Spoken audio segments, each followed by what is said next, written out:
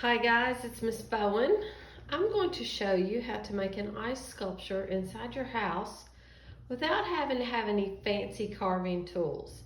As long as you have access to water, some bowls of different shapes, and a refrigerator that has a freezer or a stand-up freezer, then you can make your own ice sculpture. So I took this bowl right here that sometimes I bring my lunch into school, and I filled it full of water, not quite to the top because as it freezes it does expand some, and that's what I have right here. I've taken this chunk out of the freezer now. I let it sit overnight, and that's what I have. I'm going to use that as my base or my foundation. Okay, so you could use any size bowl you wanted. And then I have this small rounder bowl. You could use a big one like this, but keep in mind when your sculpture is going to be huge. So I used a little bowl like this, and I tried to think about basic shapes and what I could do to make myself an indoor snowman. So let's see if I can do it or not. All right, so I have one of these, again, from this bowl that I've dumped out. I'm going to sprinkle a little salt on here because salt makes things melt. And I want it to melt just a little so that it will be secure onto the base. Kind of use it like a glue. And then I think I'm going to get me a little bit of water to dip my hands in. Just some room temperature water, or this is from out of the faucet.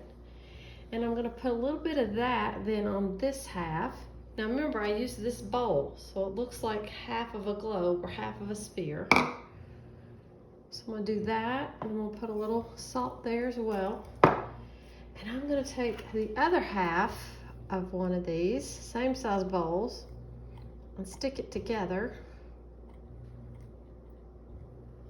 Let's see if I can get it to stick. Ooh, so far so good. So half this bowl with the other half turned up then makes a sphere or a circle.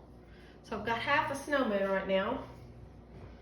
Now building it on top where it won't fall over, put a little more salt, some water. Now it's going to try to stick to my hand. I just know it is. Okay, I've got another one of these halves. Let's try it. Oh, so far so good. Don't fall, don't fall, don't fall. Okay, I got half my snowman built. But boy, it's leaning. A little more water. Okay. All right.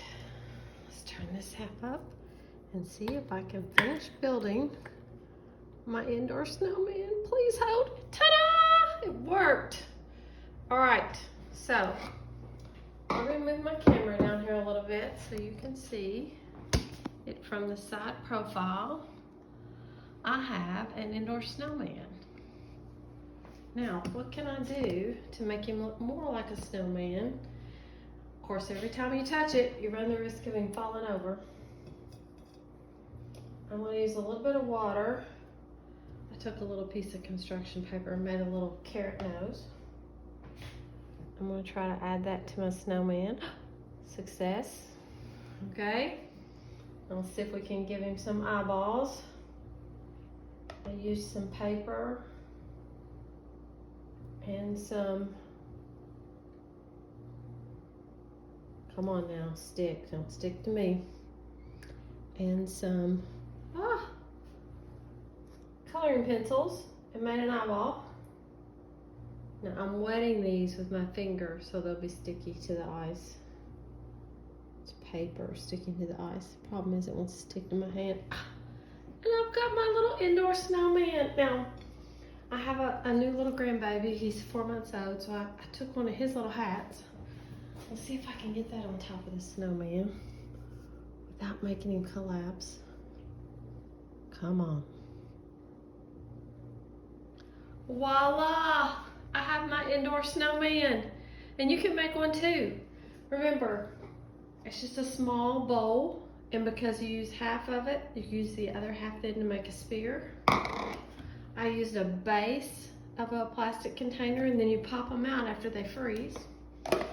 And remember, we've already learned this week that water freezes at 32 degrees. Ways that you can make ice stick together is by adding a little more water that isn't frozen yet to it, along with some salt. And we have us an indoor snowman, cute as can be. Now, if it was freezing temperatures outside, I might try to move him outside and see how long he would last before he melted. Who knows? So, maybe you want to make yourself an indoor snowman. I challenge you to try that this week. And if you do, send me a photo. We'll share it at halftime. Bye, guys.